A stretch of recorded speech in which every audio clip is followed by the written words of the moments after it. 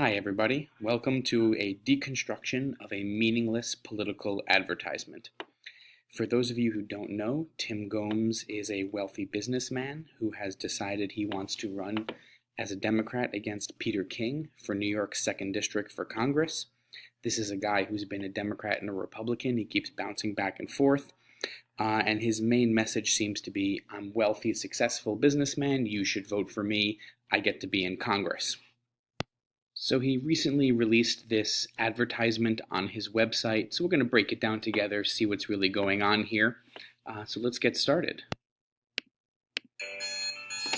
I've owned my own business for over 30 years. There's always more to do than there are hours to do it all in. But every morning I'm reminded about how important it is to do what we do. So the first 10 seconds or so really reminded me much more of a coffee commercial than a political advertisement. So as I was watching, I couldn't help but hear this in the background. The best part of waking up is Folgers in your cup. So I'm not sure what he was trying to accomplish here, just showing us that he wakes up in the morning and goes to work. Apparently that's a qualification now for being a member of Congress. Let's move on. You know, I start my day when it's dark and, well, we sell light bulbs. I started this business when I was just 25 years old. Just a kid, really. Come on, Tim. Building it from nothing in my garage, it took hard work, getting things done, working with others, and taking some risks outside my comfort zone. What you doing, boss? So here he's showing us that even though he's rich and successful, he still finds the time to say hello to the people who work for him. He is truly a man of the people. Good morning. Good to see you. It's exactly what Congress doesn't do. They get down there, they get the easy special interest money, stay on their side of the aisle and take...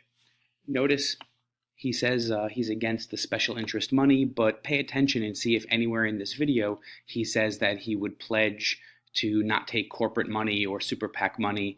You'll be looking for a long time because it doesn't come up. Take no risks. Doesn't feel like they're working all that hard, actually. The key to this business, we know how to treat people like family. So, not sure what this has to do with him running for Congress, but it's starting to sound an awful lot like a commercial for Italian food. Olive Garden. When you're here, you're family. Our customers and our employees, and they reward the company with hard work and loyalty. This is the part where he pretends like even though he's the CEO of the company, that he goes down and he does manual labor and scans boxes and things of that nature. I'm shocked he didn't roll up his sleeves and show that he's a man of the people. There's so much to do, and Congress isn't getting it done. We need a healthcare solution that works for everyone, that covers pre-existing conditions and keeps premiums affordable. So notice that he says we need a solution, but he doesn't actually posit any solutions. Mostly this is platitudes. And then, of course, in a message that is clear as can be for the donors, he's saying we need to keep premiums low, which also means we need to keep premiums, which means he's against any sort of single-payer Medicare for all system, even though 60% of Americans want a government healthcare system and 80% of Democrats want that system. He wants to keep premiums, so he's completely out of touch with his own party, depending on which party you consider him to be a member of. And he is not going to be a supporter of H.R. 676, which is John Conyers' Medicare for All bill.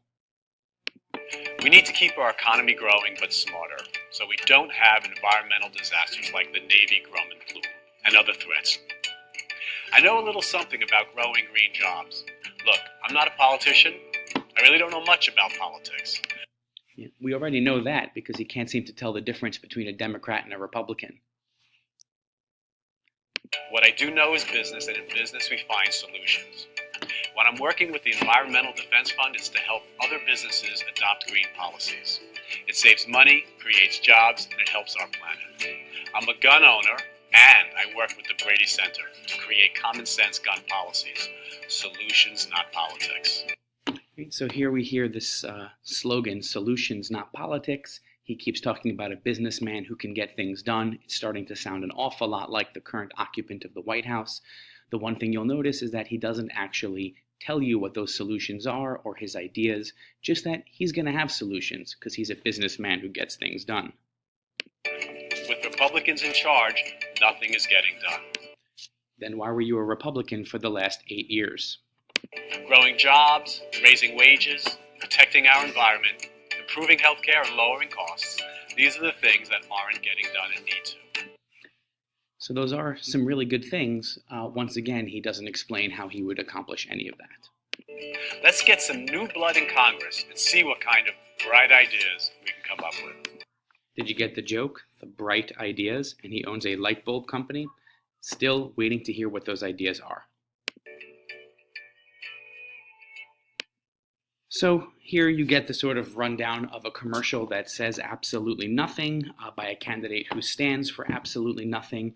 And this is a person who wants Democrats to come out and support him to go after Peter King. I think it's obvious that this guy is not the candidate we are looking for. We want a progressive grassroots candidate who can really mobilize people and actually stands for something. Thank you.